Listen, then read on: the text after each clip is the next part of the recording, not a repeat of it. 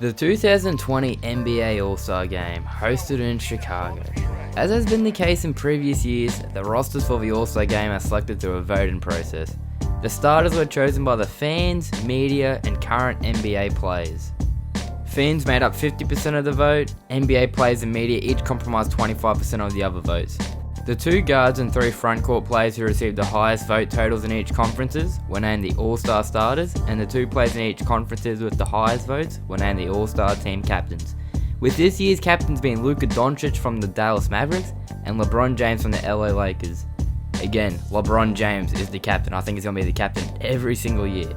But regardless, it is nice to see some great first-time All-Stars like Rudy Gobert and Bam Adebayo. But we're not here to talk about the players who were picked for the All-Star Game. No, we're talking about the men who were snubbed of their All-Star appearance. That's right, we'll be talking about the 8 biggest snubs in this year's All-Star Game. And before we do go down to the video, if you do go on to enjoy it, please be sure to leave your boy a like and a subscribe, help a small channel grow. But without further ado, let's get on to this year's snubs. So the 8th biggest snub of this year's All-Star Game, we have Malcolm Brogdon coming in from the Indiana Pacers. Coming into this season, the Pacers, they got an impressive pickup in Brogdon, With no Victor Oladipo this season, the Pacers needed a man to facilitate their offense. And that man was Mr. Malcolm Brogdon. Before the season, he was more so known as a 3-and-D type of guy, but this season, he has shown great ability to be a decent playmaker. He's averaging 17 points and 7 assists while shooting the ball still pretty efficiently.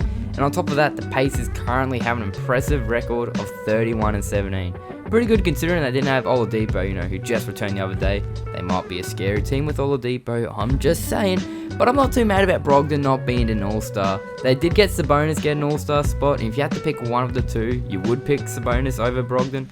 But still, credit to Malcolm Brogdon. He is having an impressive season so far with the Pacers, and you could make a case that he was snubbed for an All-Star spot. In the number 7 spot, we have KarlAnthony Towns. Things aren't going super well in Minnesota right now, and that definitely didn't help Karl's case for an inclusion in the All-Star Game. At time of this recording, the Wolves are currently 5-27 in the last 32 games, and at the moment they've lost 10 games in a row. They're now 15-32 for the season, kissing goodbye any chance Cat had at an All-Star spot, despite putting up some pretty decent numbers. In the end, Karl, he was excluded because, he missed a lot of games. I believe he has only played 30 games, but despite that, he's putting up 26.9 points a game, 10.7 rebounds, while shooting over 40% from 3. Pretty impressive considering he is a center. So no, he did miss it because his team has a terrible record and he has missed a lot of games through injury. So once again, I'm not overly mad that he got snubbed, but once again, he's still a very talented player. He has the consensus of a top 3 center in the league. And I think he will be an All-Star next season, so don't worry, Karl. You'll get it next year, mate. No worries. In the number 6 spot, we have Paul George, PG-13. At the time of this recording, the Clippers, they currently have a record of 33-15. That's good enough to have the 3rd best record in the West. So you'd think, hey, maybe that's good enough for 2 All-Stars, right, for Clippers? Turns out, no. Come the season, everyone was fearing of that double-headed monster that the Clippers had of Kawhi Leonard and Paul George. But as it only stands, one of them will be an All-Star this season, unless someone gets injured. Maybe Paul George can make his way in. But he's not an All-Star. So this season, he is averaging 23 points, 6 rebounds, nearly 4 assists, shooting 39% from 3, and he's still remaining one of the league's best defenders. So, why didn't he make the team? It's most likely due to the fact that he's only played 27 games of the Clippers' 48 games, and this is another one where I don't have too much of a problem with, considering he has missed a fair share of games, But you could definitely argue his case that he should be an All-Star, He has a good reputation if you have a good reputation, sometimes you just make the All-Star like every year. He's still putting up pretty decent numbers and he's winning games for the Clippers, but he has been injured, so once again, it is fair enough that he's missed it. These next few plays, they start to, really kick out where they have been snubbed, so let's get on to number 5. In the number 5 spot, we have Jalen Brown from the Boston Celtics. And Brown, he's developed into a legitimate star after signing that big max extension with the Celtics the past summer. He's 23 years old, he's averaging over 20 points, 6.5 rebounds and 2.5 assists per game, while shooting close to 50% from the field and nearly 40% from beyond the arc. The Celtics already have 2 All-Stars in Jason Tatum and Kemba Walker, so you could say they don't deserve another All-Star, because no other team has 3 All-Stars, I believe, but it is pretty hard to pass up on Jaylen. They currently have a 3rd team in the East with a record of 32-15. So either way, it's a shame he couldn't get the nod, because the Celtics have been pretty impressive and he is putting up pretty good numbers whilst remaining one of the best perimeter defenders in the league. So it's a shame he couldn't get that All-Star nod, but perhaps next year maybe he might get it over Tatum. It is a bit of a snub. I kind of feel like it's a snub. No other team has 3 All-Stars, so kind of goes both ways. So we'll go on to number 4 though. Number 4, we have DeMar DeRozan from the San Antonio Spurs, and it's an interesting one. For the first time since 1997, the San Antonio Spurs will not have an All-Star, which I find is really crazy considering Mr. DeMar is pretty much having a really good year. In 47 games this season, DeRozan is averaging 23 points and 53.5% field goal, and that's pretty impressive. Say what you want about it, is, how he only shoots middies and inside shots. That man gets buckets efficiently. He averages 5.5 rebounds and 5.5 assists per game, which is pretty good. But the Spurs are 21-26 and are currently out of the playoff picture in the West, so that's a possible factor why DeRozan got edged out this year. It's a shame the Spurs don't have an All-Star this season, because growing up the Spurs made the playoffs every year. They always have an All-Star. Now it feels a bit different, like the Spurs don't have an All-Star. Will they make the playoffs? That would be crazy if they did make the playoffs. But DeRozan, I definitely feel like you could make a case to be an All-Star, and who knows, maybe perhaps next year you will be an All-Star in a different team. Who knows, will Spurs blow it up? I don't know. For some people watching this, it might sting a bit.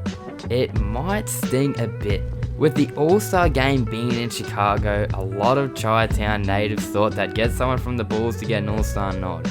The Bulls haven't had a player since the 2016-17 season when Jimmy Butler made the All-Star team, so they got excited. They're thinking, hey, we have another All-Star on the team, but apparently the Bulls do not have an All-Star. Even when the game is hosted in Chicago, they can't get an All-Star.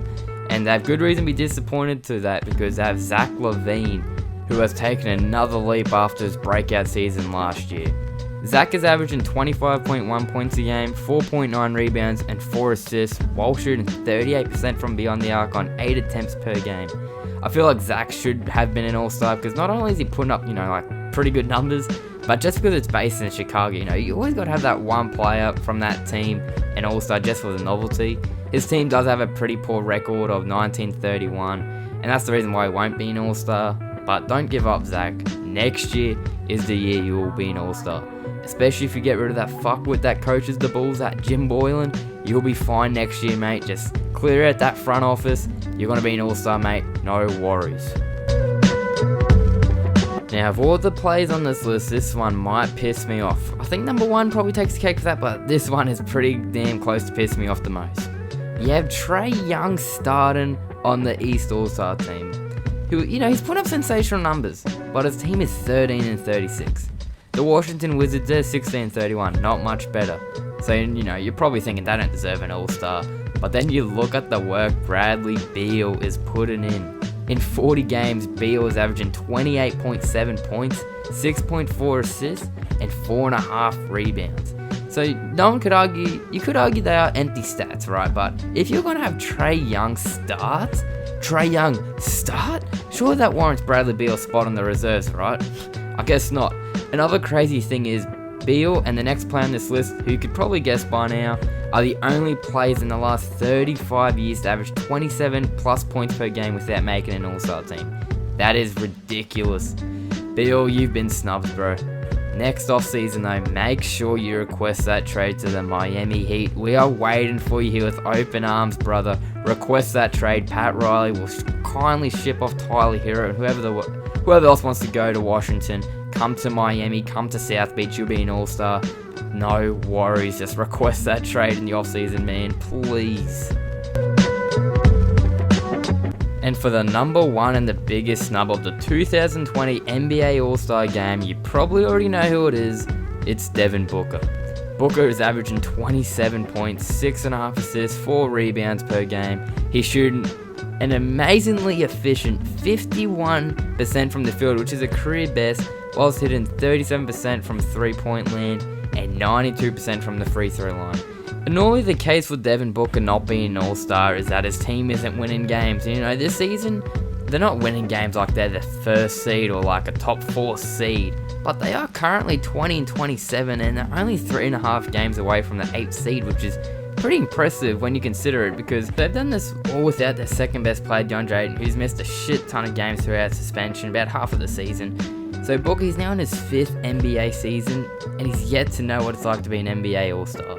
It's silly, and you'd have to think next year is finally the year Devin Booker is an NBA All-Star. If not, then hey, fuck me, I guess some things just aren't meant to be Devin. But seriously, what the fuck, Devin? You have been snubbed. And if a guy from the West All-Star does get injured or pull outs, I pray they call your name to replace him. Because the fact Devin Booker is in his 5th season and is not an All-Star yet, that is criminal. He's the biggest snub of the year. He'll probably be the biggest snub of next year too. It's just dumb. And I pray Devin Booker can be an All-Star next year or even this year if someone pulls out. It's just fucked. It's dumb. Anyways guys, that'll do it for me. Did I miss any snubs? Let me know down below in the comment section. As always, it's been Russo. Be sure to like and subscribe if you enjoyed the video, and I'll catch you in the next one. Peace.